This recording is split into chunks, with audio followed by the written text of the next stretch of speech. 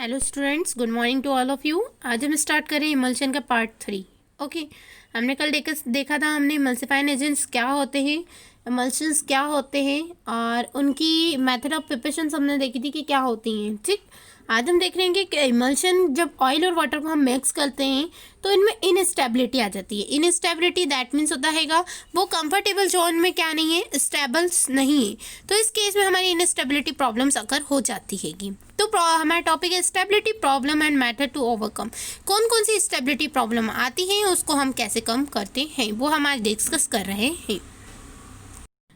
तो देखिएगा, unstable emulsion is characterize by absence of coalescence. जैसे कि हमने कल डिस्कस किया था कि कोएसलेंस क्या होते हैंगे। जो छोटी छोटी ड्रॉपलेट्स होती है, ऑयल्स की ड्रॉपलेट्स मिलकर बड़ी ड्रॉपलेट्स बना लेती हैं। तो ये क्या होना चाहिए, नहीं होना चाहिए। छोटी छोटी ड्रॉपलेट बन के बड़ी ड्रॉपलेट्स को कन्वर्ट नहीं होना चाहिए। यदि ये ऐसा हो रहा है तो इनस्टेबल है, हमारे इमल्शन कंफर्ट जोन में नहीं है। तो internal phase absence of creaming, absence of deterioration. दूसरी चीज़ ये है कि इसमें क्रीमिंग नहीं होना चाहिए। क्रीमिंग मतलब ये है कि ऑयल और वाटर, देखेंगे हम एक एक कि ऑयल और वाटर को हमने जब मिक्स करा तो या तो क्या होगा, तेल तेल ऊपर आ जाएगा, पानी पानी नीचे हो जाएगा और इमल्सिफाइंग एजेंट जो होंगे वो सरफेस पे नीचे बॉटम की तरफ क्या होने लगेंगे, बैठने लगेंगे।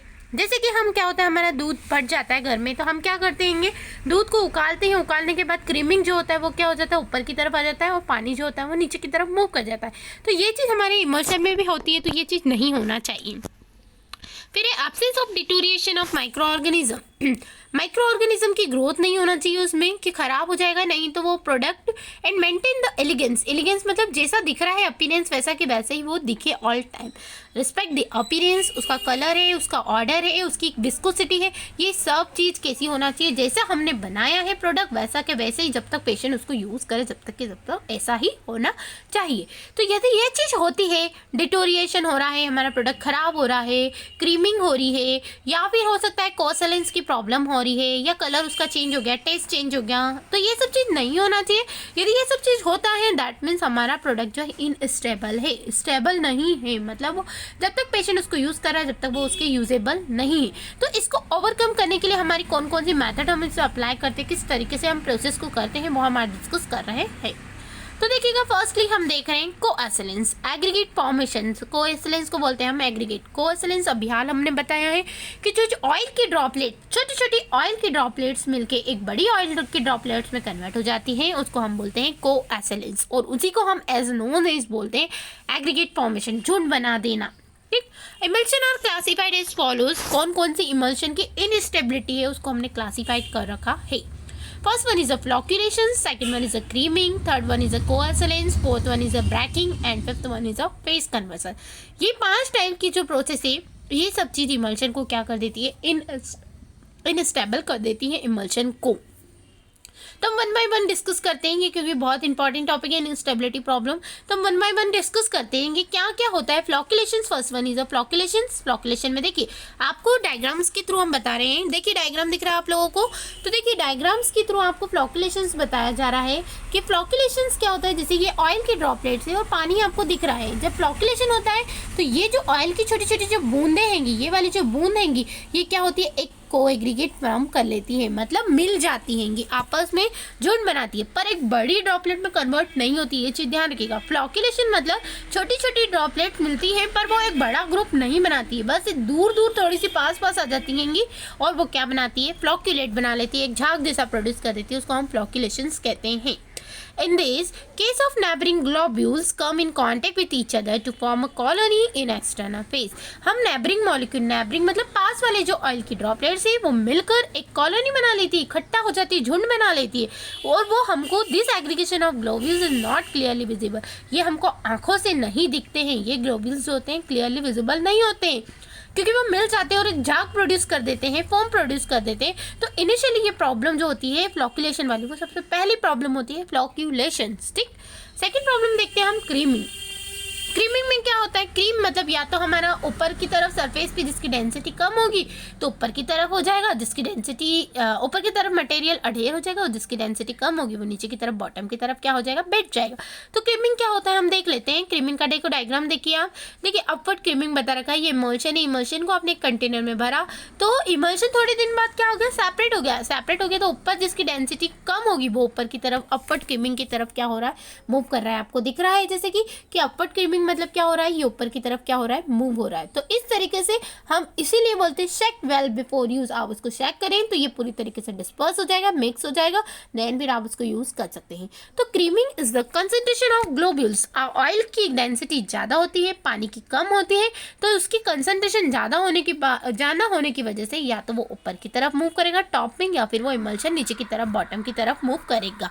तो क्रीमिंग जो होती है ये प्रोसेस होती है। Creaming can be observe difference in colour, shade of layer. Creaming जो होती है अलग अलग कलर में हो जाती है, शेड में हो जाती है, लेयर्स फॉर्मेशन कर लेती है। तो ये सब चीज जो होती है वो क्या आती है, क्रीमिंग के अंदर आती है।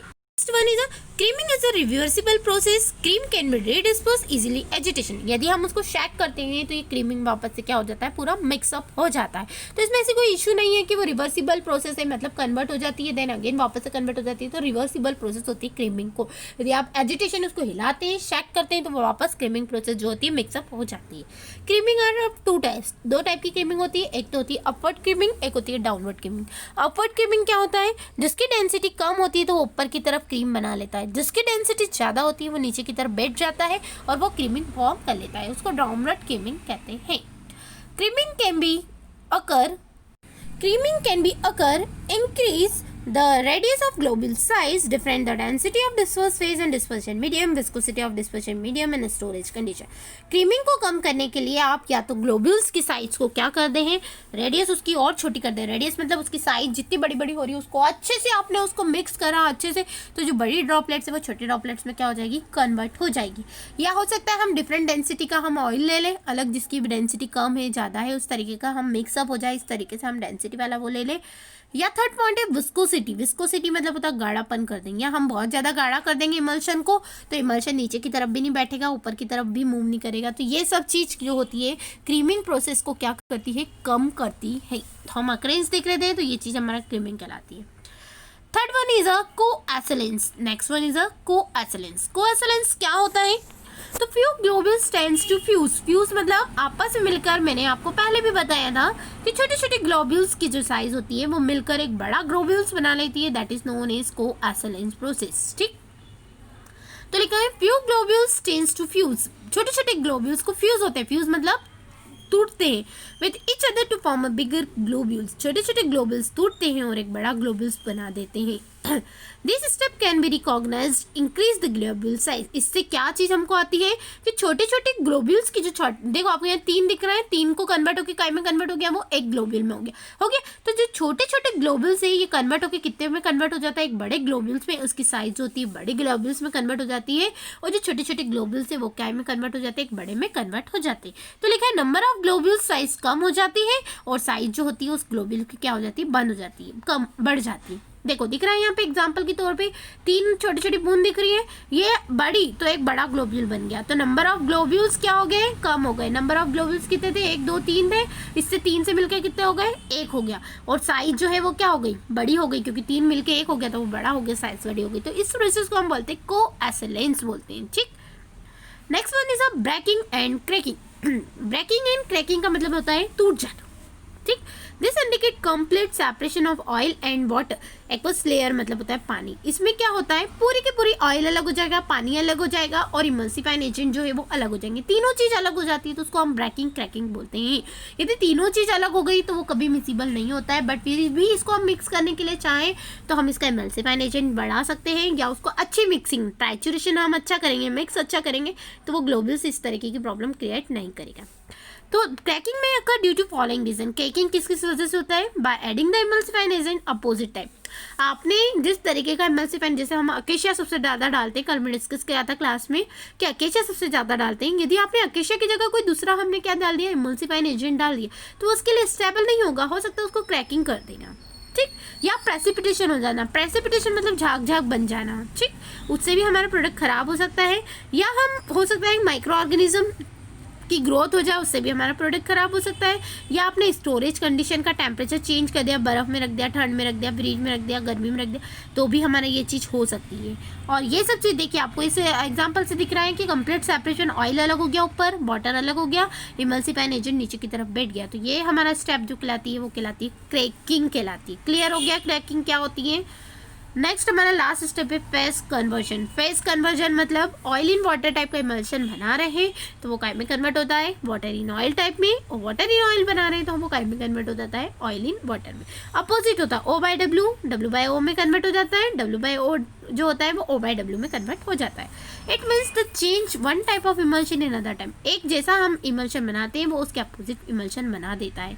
यदि ऑयल इन वाटर बना रहे हैं तो वो इमल्शन चेंज करके वाटर इन ऑयल टाइप का बना देता है। तो ये किस वजह से होता है? टेम्परेचर चेंजेस की वजह से होता है, या इमल्सिफाइंग एजेंट आप चेंज कर देते तो उसकी वजह से ही होता है। तो यहाँ हमारा जो टॉपिक है वो कंप्लीट हुआ। कौन सा टॉपिक हमारा कंप्लीट हुआ है? हमारे इनस्टेबिलिटी प्रॉब्लम्स। ठीक, हम जो नेक्स्ट है यहाँ हमारा टॉपिक कंप्लीट होता है। नेक्स्ट जो लास्ट टॉपिक बचा है इमल्शंस के बारे में वो नेक्स्ट हम कल करेंगे। कौन कौन से टेस्ट है इमल्शन के वो, और दूसरा हमारा कभी शायद से method of preparation of emulsion बच गई है तो वो नेक्स्ट लेक्चर में हम कल डिस्कस करेंगे। Okay, thank you.